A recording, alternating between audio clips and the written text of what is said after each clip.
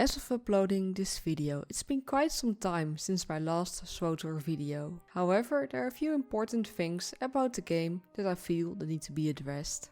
While I don't actively play for PvP or PvE, I still log on occasionally to chat and roleplay and well also stare at my screen questioning my life choices. But honestly, there are some issues with Star Wars: The Old Republic that demand a closer look. And what's better than tackling these topics alone? Well, to bring in a group of amazing content creators to share their unfiltered thoughts and opinions about the game.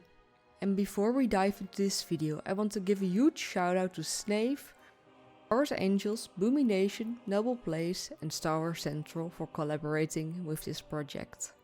Although the video was originally scheduled for back in August, health issues caused for a delay.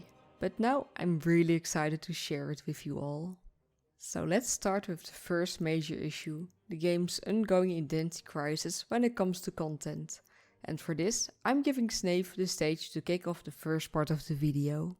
In terms of how I view what's the polite way to put it? Series of blunders. The series of snafus that BioWare, Broadsword, EA, whoever is running the shit show at the moment. Right? The way that I split this up is into two things. So, SWTOR is an MMORPG. So you break that into its two components. You have the MMO components, and then you have the RPG components.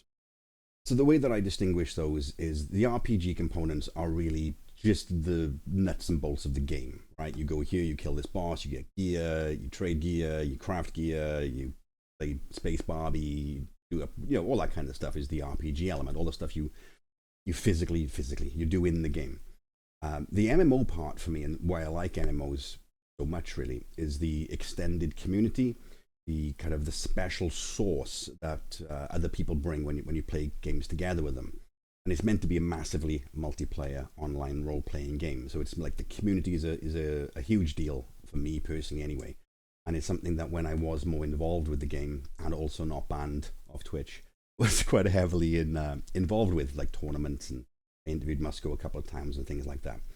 Now, Avi did try to ask me to keep this video relatively short, and if you've ever watched me stream, you will understand that I could talk a glass eye to sleep, and I have probably talked about the errors that BioWare has made for many hours. So I'm going to try and condense this down.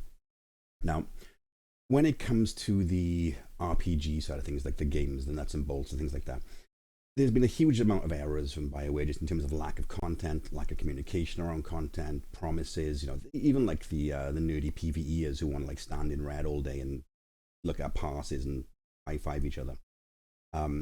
They were promised like a nightmare mode and then they just took it away. They banned people who asked questions about it. I understand now they put in more things in like those date nights and whatever those are for the people who like that kind of content, whoever you are. But in terms of like what you would expect from a game, they really have been lacking over the years. In PvP especially, it was a really neglected game mode from the moment they removed 8-man ranked. The whole thing was pretty much dead. And if you thought I could talk about this game without mentioning 8-man ranked, you are very mistaken. That horse might be dead, but I'm still beating the ever-living poop out of it. They've just neglected the game mode. It's died a death. There's a lot of things that they haven't done. And really that's a nice little way of summarizing how every aspect of the game has worked, like the nuts and bolts, the mechanics of the game. It's just always neglected. It's almost too much effort. We've got to do this. And I remember when I spoke to Musco in the interview, they always say the same thing, right? It's you don't know the processes we've got to go through internally. We've got to go through X, Y, and Z to get these decisions made, right? And I've always hated that because these are processes developed by them. They are the ones who put these things in place. They run the game. They can do what they want outside of like IP things. They can change the game in any manner that they want. If they've built an unwieldy and cumbersome process, they've built it. It's not an excuse to not change things. But that is what you don't understand all this and this yet. Being a game dev is hard. I'm very sure that it's really hard. I'll send that message to the people working on oil rigs or some shit. Now that's been constant through the game. Really, the content you get is reskins, buggy. It's just not great. So over time, people are going to go out. and you're going to get a decline in player base. And if you are specifically into those game modes, eventually you're going to go and find a game that caters to you. Like if you want to play PvE properly, you know, there's like World of Warcraft, for example. Now, on the community side, which is, I would argue, is more important to me personally, I really like that. I feel that with MMOs, you build those communities, make those friends, those connections, and you have like relationships with people. And that's really what keeps you coming back to the game. I mean, I stopped playing WoW for quite a long time, but I was still subbed and playing because it was basically like a chat room type of thing. Back in the days, the black and white days before Discord existed. So that's always been a very important factor for me. And really, the community management in this game has been absolutely dog shit since day one. It's something that they have constantly, I don't know whether it's from lack of skill or lack of will, but they've always neglected it. So the community management originally was a guy called Rockjaw, who was fine, to be honest with you. He was a bit kind of restricted with who he would hand out, you know, bits and pieces to. But yeah, you know, that's what they can do, right? Then I went across to Musco, who, to be perfectly frank, I couldn't tell you what he did to develop the community. I did once see a video on YouTube where he was on a panel discussing about how you build a community in MMOs, and the sheer, the audacity of being on that panel as him is ludicrous to me. But you know, there you go. The community has always been neglected by BioWare in every single facet that you can possibly imagine. And that's me saying this. In all fairness, they've been relatively kind to me, because I wasn't an official, I'm not sure what the term is anymore, influencer, content creator, streamer, you know, shill, whatever they call them these days. But they still helped me out with codes when I was doing my 1v1 tournaments. So they gave me things that I could use to do their job for them, which I thought was very nice of them. Bit like someone giving you a shovel to dig your own grave, I guess, right? But it was appreciated nonetheless. The way that it's developed over time is now the whole community has just effectively been shut down. You can't have any conversations about anything really pertinent on the forums, because the new person, I'm so bad, his name's Jackie, shuts down every single conversation. If you mention anything controversial in the chat, you get banned. Say anything, you know, that's just how it is now. They're trying to control the narrative of things, much like they did when they got the Reddit mods to kind of kowtow to them as well, and they turned that place into effectively a glorified screenshot library, I guess. There's very little information on there compared to other video games. It's kind of pointless. Now, when you have a combination of these two things, you end up in a situation where there's really not a great deal to do in the game, and there's not many people in the game to do them with, and everything has kind of died a death because of that. Pop times now for PvP are quite low across, quite high, sorry. It takes a while to get into games across multiple servers. And in terms of improving the game, I mean, I honestly thought, my dream, dare I dream a dream, I have a dream that one day we will have a competent people who run the game. But my dream was when they went across the broadsword, maybe they'd get rid of the people who aren't so good. And perhaps the new people they brought in, or the ones they had in-house, would be better. They kept the people, and it's been, you know, copy-paste basically in terms of everything else. So in terms of this game at the moment, I fully see this game as in maintenance mode.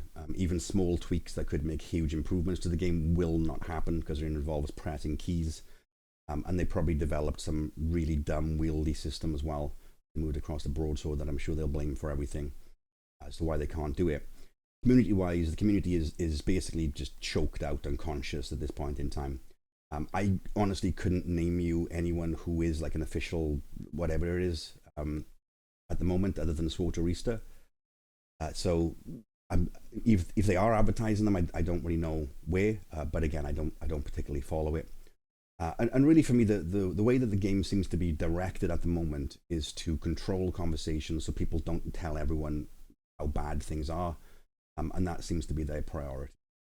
So in terms of the advice that I would give is really just spend some time making your game work properly, fix things that are fixable, and in terms of the community, try to manage it in a way that isn't just censorship. Snave brought some excellent points that I would like to expand on with my own perspective. First off, I completely agree that PvP has been neglected by the dev team, and they've largely become prisoners of their own processes. In my role as cybersecurity coordinator, I deal with countless of processes in my work myself as well. The key difference, however, processes don't have to always be obstacles. If you're willing to put your heart into it, there's always a way to get things done. That holds true. Well, there's a will, there's a way. And by the way, processes aren't set in stone. They should and can be changed if they are broken. And yes, it's a hard thing to do, but it's not entirely impossible. Being a game developer is no doubt challenging, but it shouldn't serve as an excuse to avoid finding solutions. This mindset, or rather the lack of, is a big issue when it comes to addressing long-standing problems. Snave also made some great points about the community, which I want to touch on as well. It's true that there is an apparent desire to control the narrative by the developers. Fortunately, that control doesn't extend from what's being said in this video. Boomynation also spoke about the state of the community, the content creator program and the devs. So let's listen what he has to say. And someone who's been in this game for 10 plus years, and also in the content creator program back in the day when it was called the influencer program, when Eric Musco ran it and all that jazz. Those were like, I kind of felt like those were the good days, right? As content creators got together, we were friends, we were having our own private chat, and it was the good old days, right? The wild, wild west of the program.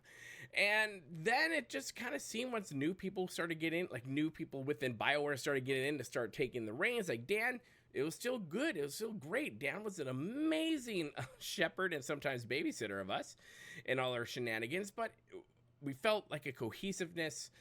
We were pretty much all on the same page with each other and where the game was going in its direction. Now, yes, true, myself and a few other people who do more opinion-based stuff, we're a bit more critical of stuff, but only because we love and have a passion for this game. And, a passion for the developers who, are still with this game. But, a lot of things have changed. And then Dan left, and then we got some new person in there. And it just seemed like the communication was never really good to begin with, but it was okay. It wasn't bad. Eric did a great job of reaching out with people when he was head of community managing. Dan was pretty good too. Jackie got a little bit better near the end because there were some kerfuffles that happened and that we brought some stuff to light. And I'll give her the credit where credit's due. She did do a little bit better. But the most biggest thing I want to say about the program in itself is that lots of promises were made and very few were fulfilled. Some of it, we had to push for to actually happen that were promised to us years ago, and it finally happened a couple, years and years ago, and then a couple years ago it finally happened. Listen, at the end of the day, no one needs to send us anything. No one needs to do anything for us. But if you're going to make promises to us about stuff, then you need to do it. I remember the biggest one that really teed me off the most was I was supposed to have the exclusive for Mechshaw when that was first going up. I had a video done. I coordinated with SWTOR. Mine would go up first, and then they would do it. And we had the times. We're both central. But they launched first because reasons. And then I'm like, oh, well, hey, thanks guys. Even though we totally agreed to do this completely differently last time. But I will say that, I've been a part of other programs. I've seen other programs as well. I've never been in a program that's so tight-lipped about everything and has such an iron-fisted rule. It's just bad, right? If you dare step out of line, they will let you know. And me being someone who doesn't enjoy that type of lifestyle, and I usually will push back on that easily, I saw the writing on the wall, and before I got the email saying, well, you broke NDA, for which we hadn't signed one in years, I was like, I'm out. I'm done. And I want it, and I do have hope. I have hope in this game. I really do. I'm holding all hope for everything. But unless things change over there, unless we get new leadership over there, nothing's going to change for this game, which really sucks for the veterans and for the brand new players of this game, to which I know they are there. And with that in mind, I am now handing the stage over to SWTOR Angels to share their thoughts on the community. And trust me, we're far from done on exploring the community aspect from Star Wars The Old Republic.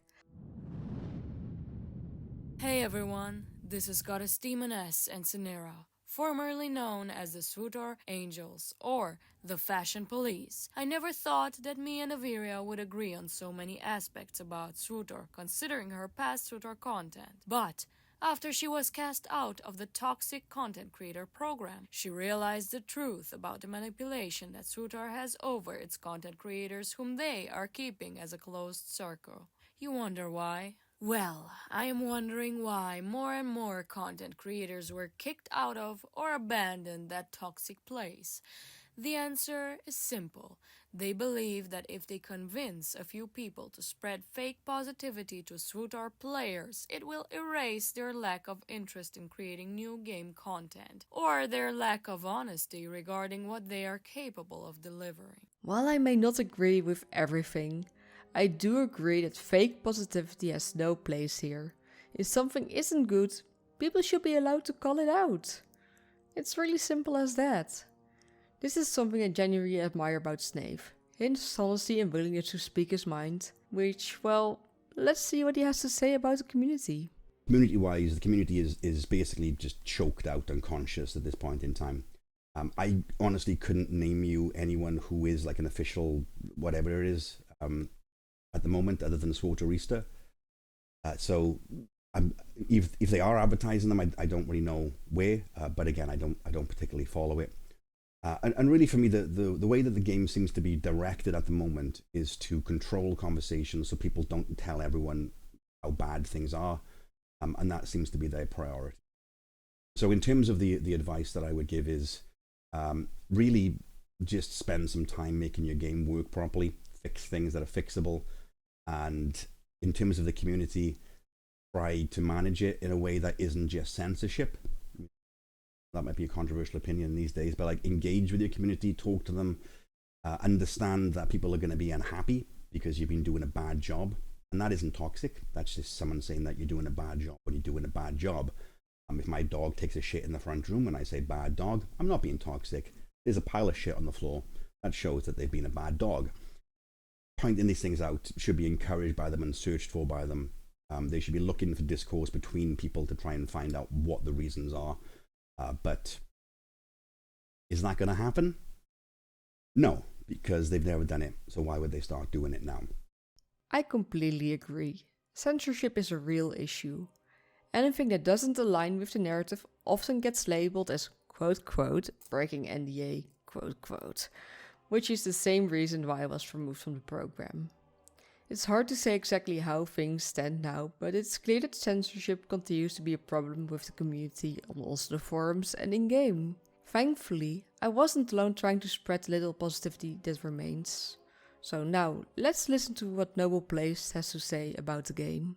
Really appreciate Avi for having me on to talk about the game. I think I was one of the last people who really tried to put a positive spin on SWTOR over the last few years. And looking back, I attribute that to mostly being naive and not wanting to change or not wanting to come to grips with, what's going on in the game. The Old Republic was my main game for over a decade. A lot of my life has been shaped through the experiences I've had and the friends I've made along the way.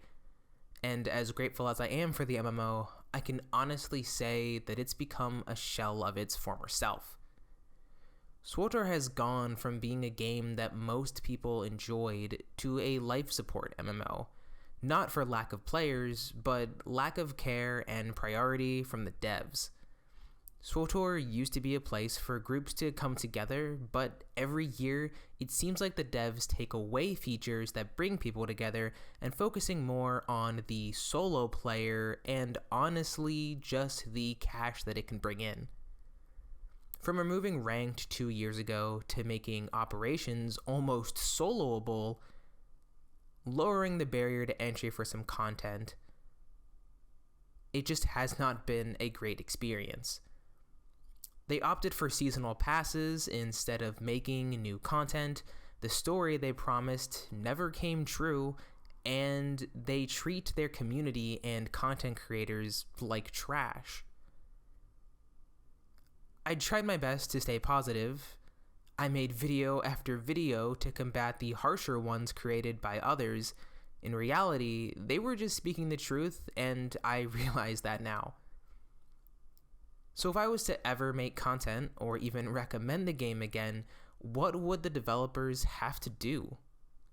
Well, for starters, they need to have a community manager that doesn't fight with every commenter on Twitter.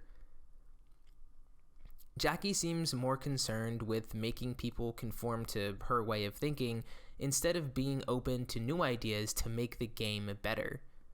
We didn't have this type of back and forth with Eric Musco. The community really loved what he did. Now, we didn't always agree with everything, but at least he was there to speak to us one-on-one. And he made it seem like we actually had a voice. The heart of any online game should always be the community and content. Players deserve to be heard and valued, not to be ignored or silenced or simply dismissed because their perspectives differ. Open dialogue is crucial, yet it often feels like it's missing, leaving many players feeling disconnected. We find ourselves in a world growing increasingly more divided, where large corporations often shape the narratives to fit their agendas, and amidst this division, there are still those who want to strive to build bridges within our community. Even if that has us cast out from a group that works with the developers, well, it's a shame, but that's why I want to make this video. And that's why I'm also very excited to share that I spoke with Sam, or also known as SWTOR Central, and that we had a great conversation, which eventually led to us deciding to collaborate and work together. Well, Sam and I didn't see eye to eye at first. We both have experienced a similar treatment from the development team. In some kind of way, it shaped a sort of bond between us. And well, you can almost see it like an alliance. So with that, do I want to hand over the stage to Sam for him to share his thoughts. Hello, my name is Sam, owner and host of the YouTube channel Star Wars Central. Although you may remember me as SWTOR Central, if you do know me, that means you likely are aware that I've been one of the most active critiques for SWTOR ever since the beginning of Knights of the Eternal Throne, since way back in 2016 and 17. In fact, I even made a video in 2017 naming SWTOR the worst MMO of that year. To reiterate the problems I had at that time, the development team were seemingly struggling to find an identity for the game. Knights of the Fallen Empire took the game in a new direction, offering story content as the focus. Arguably, they delivered on that promise, although it did cost group content dearly. Then comes in Knights of the Eternal Throne, which attempted to appease all players once again, but failed dramatically. It wasn't even so much the story or the writing, it was more so how the game mechanics were being handled. This expansion was the launch of Galactic Command, an RNG-based gearing system that nobody liked at all. Even when the influencer group at the time warned the developers of this being a mistake, they ignored that feedback and still rolled it out. In fact, they kept Galactic Command a secret from even us until just a short time before the expansion officially released, meaning we had little to no time to protest it. In my opinion, they knew this was a bad move and intentionally hid it until the final moment. If we fast forward to 2024, the current year, we see new faces and old faces on the dev team, along with a new studio to work under.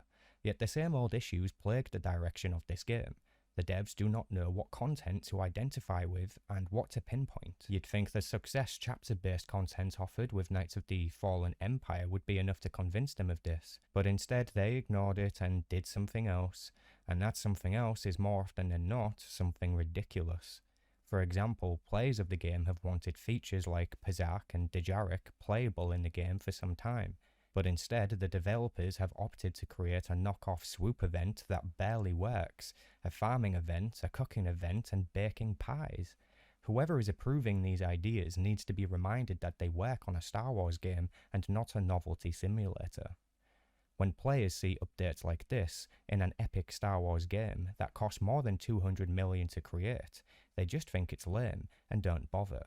I'm one of those people, and I refuse to play those events. Why would my Sith Lord who recently slayed the Emperor want to, for any reason at all, help a charity with cooking food? It makes zero sense. It's this direction of uncertainty that knocks players off. Coupled with a lack of communication from the dev team on the game's future, it makes players lose faith. I could go on, but Aviriia has asked me to talk about my experience as a creator and former member of the influencer program, so let's delve into that a little bit, shall we? I created my YouTube channel for one reason, because I wanted to help new players understand how to play the game. When I first started playing, everything was new to me, from the MMO complexity to the epic length of MMO content. The game was, and still is, huge.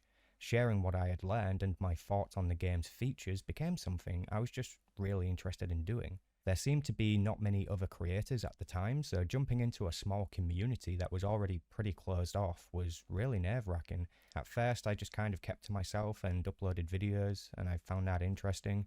But very quickly, I found my channel growing beyond the already established creators. In turn, this attracted their attention, and I met people like Kid Lee and Kranatoka who eventually did collab projects with me.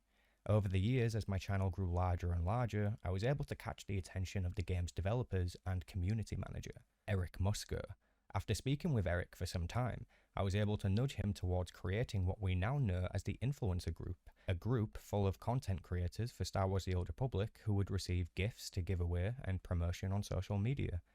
It was a collab between creators and developers, and it was awesome. I was really humbled to be the person who sparked it back into life, and I was honoured to be able to bring in the group's first members. Although they likely would have made it in anyways, I prompted Eric to invite creators such as SWTOR and Kid Lee, who found themselves in the group pretty quickly after me. It was really a cool experience, and I was even able to do some interviews with Eric Musker to post on my channel. But in the end, all things must come to an end. In 2018, I had a pretty rough time, so I backed out of making videos and stepped away as an influencer. It wasn't until 2020 that I would return. Upon my return, I see that my presence is somehow causing tension within the group of influencers and content creators I had previously been good friends with. Seemingly, since I left, not many people were criticizing the game anymore, so when I returned to my usual methods of engagement, the other creators reacted differently to it, along with the developer team. It was easy for me to tell that something was different. My suspicions were confirmed when someone reached out to me to tell me that people in the current influencer group, at the time, didn't want me to join their Discord servers and refused to invite me to certain events, and were just hesitant of even talking to me overall, which I found strange, but I was always quite independent, so this didn't really affect me that much. It wasn't until myself and Aviriia had a small disagreement that I was kicked out of the program and pretty much ostracized from the community. Honestly, I found this all quite amusing, because I didn't want to be in the program when I returned, but was forced to do so I could have interviews with Eric again. That's the only reason I even joined. Anyways, I don't blame Aviriia for what happened here. Although we didn't see eye to eye on certain things, what happened here was the developers and other creators using this as a narrative patsy, trying to show me as a bad guy who is toxic, when in reality I'm just British and therefore rather blunt and quite honest. But perhaps my autism plays a role in that too, which is not something I usually say in public. At the end of the day, I can see that the current influencer group has become a toxic positivity pool for the developer team. You're not allowed in unless you become a yes man and part of the squad. While there are definitely nice people in the group who are lovely to speak to and have amazing content that they post, the leaders of it are incredibly dividing and will not allow you to speak negatively about anything to do with the game. I don't want to be part of that, and I can see that Aviriia discovered this when she gave her honest opinions on Legacy of the Sith. She too was removed from the program without a second thought. The emails we received had no sympathy and were passive-aggressive. We were basically told to go away and never speak to the dev team again. They chose a side. They chose censorship, and I'll fight to expose that until my last dying breath. Thank you for having me on, Aviriia, and may the Force be with you all. I hope that this video sheds light on the quiet issues that have been brewing within the community for quite some time now. Personally, I needed to step back to take a breather to truly see what's been happening. During this time, like Sam, I was diagnosed with autism, which gave me a complete new perspective on how I approach things and see things. However, this should never have been a factor with my removal, as I believe that speaking the truth should always go above and anything else than unnecessary censorship. And if I could offer the devs one piece of advice on how they can manage their strict policies, it would be to consider adopting the traffic light protocol that we also use in cybersecurity. It's a practical method for sharing information both internally and with the community, as it could help foster clear communication and well, a better potential community. Additionally, I think there's a need for more understanding and flexibility when it comes on how neurodivergent individuals interact with online spaces. As Sam pointed out, people from places like Britain and the Netherlands, or well, many places in the world, have a more direct communication style, and we aren't really declined to be yes men or women. And well, we also have a different sense of jokes. Like we aren't American, and people are different. That should be okay, and it should never be the issue for removal without there being a dialogue, which, well, as you guys could have seen in the video, is quite an issue. There is no dialogue, there's just the banhammer. So does this video mean more Star Wars Shield Republic and regular Star Wars content for me? To some degree, yes. I've been in the shadows for too long, and well, my health wasn't that great either, but I'm looking forward to share more, and I hope that you guys will be there to watch it with me. So yeah, is there anything that you guys want me to discuss or talk about? Do let me know in the comments below, and with that, may the Force be with you.